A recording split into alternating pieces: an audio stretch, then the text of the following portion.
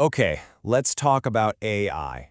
We are at a huge crossroads right now. I mean, one path could lead to this incredible future for all of us, but the other one, well, that's a future where millions of people could get left behind.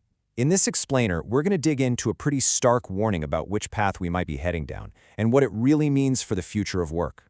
Probably none of us will have a job. Wow. I mean, that is a pretty shocking thing to hear, right? Especially when it's coming from someone like Elon Musk, who has poured billions into AI. It really cuts right to the heart of this whole debate. Is AI a tool that's going to lift everybody up, or is it something else? We're going to unpack that very question by looking at a perspective recently laid out by Senator Bernie Sanders. So this really brings us to a fundamental question, and it's all about motivation. You've got hundreds of billions of dollars flooding into AI and robotics. You have to step back and ask, what is all of this money, all of this tech, really for? And look, the money that's funding this whole revolution is coming from a very, very small group of people. Some of the wealthiest individuals on the entire planet. Their companies are pouring just staggering amounts of cash into this new frontier. So the big question, the central question of this whole argument is, why? And this slide right here just perfectly captures the two competing stories, doesn't it? Is all this investment truly about helping the 60% of people who are living paycheck to paycheck? Or, and this is the argument we're looking at, is the main driver just to generate even more wealth and power for those who are already at the very top? So here's the core argument being presented. For corporations, AI's #1 job is actually pretty simple: replace human workers.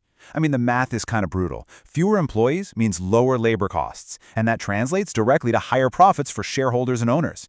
It's an equation that, in this view, leaves working families completely out of the picture. So, what is the potential human cost here? This isn't just some abstract, theoretical problem anymore. We're seeing recent reports that are starting to put some truly mind-boggling numbers on the table. Okay, get this. According to a recent Senate committee report, AI and automation could replace 100 million jobs in America alone. And that's just over the next decade. Just let that number sink in for a second. 100 million. And what's really striking is who is projected to be impacted. We're not just talking about factory jobs or warehouse jobs like we used to. This analysis points to huge disruptions for fast food workers, teaching assistants, even accountants. And look at this, highly skilled roles like registered nurses. This isn't a blue-collar issue anymore, it's an every-collar issue. And let's be clear, this isn't some far-off sci-fi future. The examples are literally all around us right now.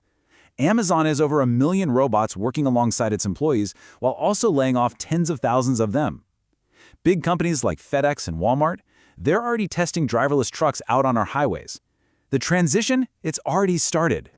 And it's not just critics who are sounding the alarm on this. When the CEO of a massive company like Ford comes out and predicts that AI could wipe out literally half of all white-collar jobs, a massive, massive shift is coming. But this isn't just about economics, is it? The argument raises a much deeper, more human question. For so many of us, a job is so much more than a paycheck. It's a source of purpose, it's community, it's part of our identity. So what happens to the very fabric of our society when that's suddenly pulled away from millions and millions of people? So if that's the potential crisis, what's the solution, right? Well, this argument doesn't just stop at sounding the alarm. It also tries to lay out a path forward, a set of ideas designed to make sure this incredibly powerful technology benefits everyone, not just a handful of billionaires.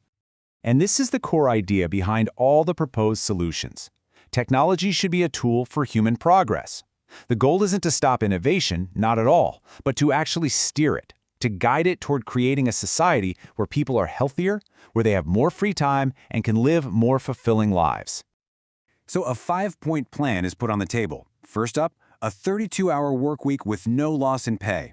The idea is that the huge gains from productivity get shared as more leisure time for everybody. Second, giving workers a real voice with representation on corporate boards. Third and fourth are all about ownership, making sure workers get a piece of the pie through stock and direct ownership. And finally, something called a robot tax on companies that replace people with automation, with that money going to help support the workers who are displaced. Now, what's really crucial here is that these ideas aren't being presented as the final answer, not at all. They're meant to be the starting point for a debate that we really, really need to have. Because solving a challenge this big, it's going to take all of us getting involved. And that brings us right back to the fundamental question.